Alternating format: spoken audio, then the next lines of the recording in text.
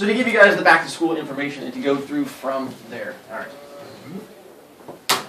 To start off with, information up there, most of what your kid has told you most likely is true. It is very hard for them to make up anything that happens in my class. If they come home with stories, there's every chance that it probably did actually happen. If you have questions about things that are occurring, please feel free to email me. All of you should have received an email from me already. I sent out an email this past weekend. I went through and pulled all the emails from Skyward, from all my students, to give you guys a back-to-school information thing. And if you did not, hopefully, your son or daughter brought home an email sheet for you to fill out and bring in to me today. If you did not get the email and you didn't fill out that email sheet, they're probably trying to hide information from you. So make sure you come and talk to me and I will get the email from you. And every week I will send out the weekly calendar of what's coming up. It'll have all of the assignments, it'll have tests and quizzes and stuff like that on there. And so I would love to be able to get that out to you. To go back to this, last year I started videotaping class, posting it to YouTube. You can find my, I guess it's a channel, I'm still learning in that area, on YouTube. You can look up my name, you can look up Fisher's Junior High, you can look up, they're called Broviak, because if I come up with an individual name, it comes up much faster, so it's Brovicast, podcast, and then Broviak combined, really witty stuff. And so you can look on there and it'll pop up and they're just listed by date. And I should usually be able to post them by the evening of that day, and so you can go on there and find them. You won't have one every day. Today we didn't do one because it's mostly kids working on projects, so there's nothing to videotape. But if it's a day we're introducing concepts, going over discussions, I'll videotape, post it on there. You guys are more than welcome to look it up that way. We have a Heroes Team pizza party coming up in about a month, Friday, September 27th. We've not told the kids about it yet. A couple of reasons. One, it's not a secret, but mostly it's because it's far enough away that anything that's not in the next couple of days is sort of a waste. So if you go home and it's like, you didn't tell me, but don't freak out. They have no idea it's coming. The whole basis behind the pizza party, and I'll go to the next screen here in just a moment to give you more about it, is to give you guys a chance to, one, meet the other parents of the kids on our team, and also to give you a chance to meet the other kids that your child is talking about. We realized a couple years ago that in 7th grade, as kids go into the junior high, you guys get a lot less communication going between you and them. And they try to hide a lot more from you as far as what's going on at school. So that's why I started doing the weekly emails, to send out as much as I could to you. Our pizza party gives you a chance to meet the other parents, meet the other kids, and specifically get a chance to talk more to us. Your child's been in my class for all of 5 days so far. 6 days so far. I apologize, time flies. Which means you don't have a whole lot of information coming from me, and tonight it's just me talking at you for 10 minutes, which doesn't give us a whole lot either. By the time we get to September 27th, they'll have been in school for about 6 weeks or so. You'll have a lot more information. We've passed the midterm. You might have more questions, come up and talk to us. So it gives us much better of a meet and greet time.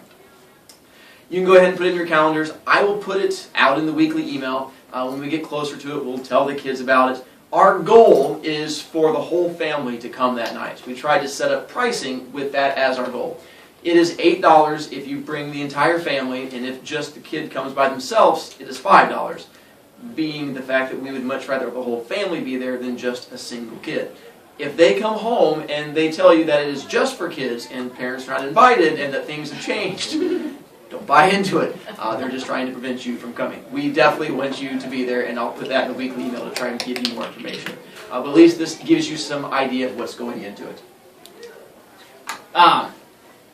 You've probably figured out from talking to your kid when they come home that I run my class slightly differently than many of the classes they've been in the past. I'm sort of a unique teacher, which is just sort of what I've come to deal with over the years, and I'm perfectly happy with my uniqueness. The things that I push in my class are going to be choices and responsibility. Those become the two main tenets of what I want the kids to get from in my room. With choices, the idea being that everybody has control over their life. And so what I set up both with how I run homework, how I run behavior issues, how I do anything is about how you make your choices. When I give homeworks each week, almost every homework we're going to do, there'll be options on that homework, and they can choose whichever one they want to do. When it comes to kids making poor choices in class, whether it be not doing homework, talking out loud, I never just give a straight-out punishment. I'm much more into giving them choices and letting them try to choose from there. It works really well is the empowerment idea. When you have choices over what happens to you, you take ownership over it, and it becomes much more empowered, and it works much better. So I'm all about giving them choices between good things and bad things. The same thing that happens as we get into it as far as this coming week. We are working on our very first project, which will be a speech. They're going to be standing up in front of the entire room, talking out loud and giving a speech about other people. But we baby step our way into it. My goal is not to completely freak out the kids and have them pass out in front of other people. It's more of just getting up there. You're not graded so much on how well you speak, but just you're talking about someone else instead of talking about yourself. So all of the attention is going to be on another child, while they just have to stand there and smile and not fall and hit the ground, while the person talking just has to go through it. Makes things much easier. So my goal is to try and show them that it's okay to stand up, be confident, and talk, and not have to be as shy. In my advanced classes, not always as much of an issue. I have a lot of kids coming through advanced who are very outspoken and like to speak, but I also have those kids who are shy and want to sit back in the background. That's how I was when I was a kid. As an adult now, very outgoing, no problem talking. But when I was in junior high, I was the shy, quiet kid that wanted to sit in the back of the room and never talk to anybody. And then throughout high school, I managed to break that. So I understand both sides of it. I understand wanting to be the shy kid. I know what it's like to want to have to be the center of attention in a room. So it sort of helped me stay in touch with both sides of that. So I try to set up my room along those same lines. Last part there is responsibility. That goes along with the choices. The idea that you take responsibility for the choices that you make. Part of that will go into directions. A lot of the kids might have seen them working on a yellow sheet last night. That was all built around them following directions. And so that goes off of me telling them in class, make sure you follow directions, but I realize I'm an old person. When I say that, all they hear is blah, blah, blah, blah, blah, old person. So I give them a yellow sheet that had like 60 directions on it, and you get through it and you realize you only had to follow 5 of the directions, which say read the directions and write your name at the top. And so I told them multiple times in class, the biggest direction is don't spend more than 15 minutes on this. If you spend more than 15 minutes on this, just stop. That's the most important direction. And some of them really plowed through and kept going and realized 20, 25 minutes later that following directions makes a big difference. And so that becomes a responsibility, listening in class, paying attention, and all of those. Behavior points. You'll hear them talking a lot about what I call behavior points or B points. This goes back to the responsibility and choices that the kids get in class. Every kid starts off with 15 behavior points each 9 weeks. They have no connection to grades whatsoever. They're two completely separate things. And the kids lose points for making poor choices, gain points for making good choices. And that will go as far as bringing in recycling stuff. You can do extra homework to get behavior points. As they get more good kid points, they get rewards in class. The biggest one that kids aim for is usually 50 B points. And at 50 B points, you get to choose your own seat to the class.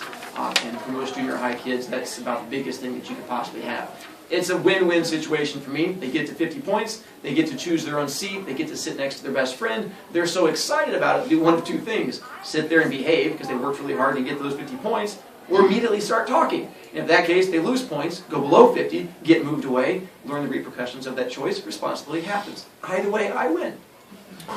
Which is what I explained to them, how it's a win-win situation for me. So that'll be the behavior points. I post that on Skyward. I always post it on the wall over here. I post their grades up there by their student ID number. I understand that people can use Skyward, but kids don't. I found that for the most part, having a paper version for them to look at makes a big difference for them. Even though I understand Skyward's out there, for some reason kids just don't go there and check. So I put a paper thing up there for them to always know what their grade is in class, and they always know their B points coming up. You'll probably hear them talking a lot about B points in my class coming along. They're already starting to collect things. I've had kids bringing in smashed cans for recycling, bottle caps, paper.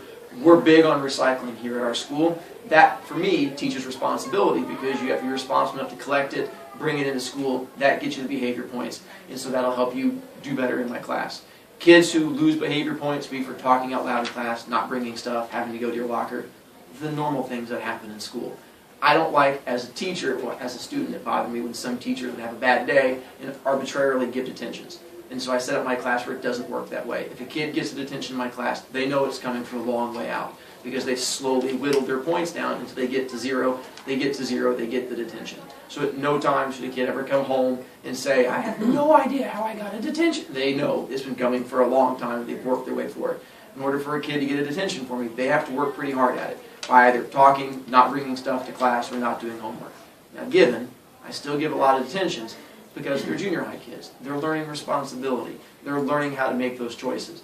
This junior high period is all about that. This is my 15th year teaching.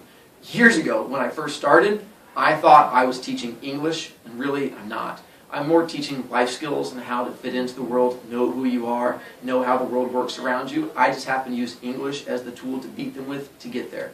And so that's where it comes into. And I learned that over the years and sort of adjusting my class to make that the ultimate goal. And it seems to work for the most part. English notebook. They are going to have a notebook like this that we are going to be using in class. Pretty much all of the homework we do, 90% of the homework will be in this notebook. So you should be able to take a look at this almost any time. We'll give between 1 and 2 homework assignments in here.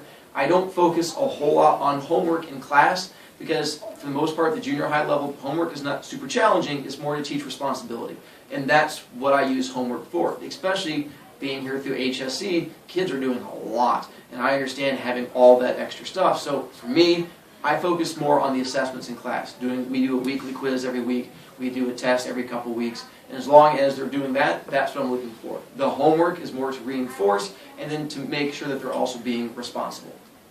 Most all of that will be found in this notebook. We're already setting it up now. You should be able to ask them to be able to bring out the notebook. They should be able to show it to you, give you information in there, and we should be good to go. They'll be bringing this, I forgot to change it up there, it says the Angel site. Blackboard site is where we're going to now, but teachers are still in the process of migrating to it. I'm just now getting my students and classes set up on there. I used Angel nonstop, so I'm hoping to do the same thing with Blackboard. I'll post all assignments on there. The weekly emails I send out, I fill that with also, I'll attach assignments if we have homework or projects. I understand they get lost between school and home, or they left them at school and you can't do them. I'll try to attach those to the weekly emails so that you can use them that way. If you still don't get a chance to, go to Blackboard. They should be there, in theory, in the next couple weeks as they sort of trickle down the technology to us and we get things set up. They'll be in that weekly email. I'll let you know once Blackboard is live and good to go. But my whole thing with the English notebook is, once again, it teaches organization and responsibility. They have to organize this. We set it up over the last couple days. We're setting up a table of content so I can easily pick this up and grade it, go through there, take a look, find all the information in there, be good to go from there. They're responsible, they can't lose it, stuff like that. See, I post their grades every week. I mentioned that there, and the flag, their ID number, the current. Over here, the weekly calendar is the same thing I send out to you guys. It's just you guys get the digital version of it. I tell the kids, going back to that responsibility and choices thing, I never give pop quizzes, I don't give pop tests, I don't give pop homework. It is written up there at the beginning of the week. I'll put it up there and you'll find the information, and as long as they pay attention to it, they'll know it's coming. So at no time should they ever be surprised by a homework or quiz. Same with you, you'll know it's coming. It's going to be the same thing that I sent out there. I apologize for running out of time. If you have questions, probably the easiest way to do it is to email me. The reason being is I have small children at home, and so sometimes I don't get a chance to do things until 10 o'clock at night, and they're in bed, and I don't want to call you that late because it seems mean, but I can still type while I'm putting them to bed. So email is probably the fastest way, and then after that we're good to go. If you have questions, see me off to Secretary.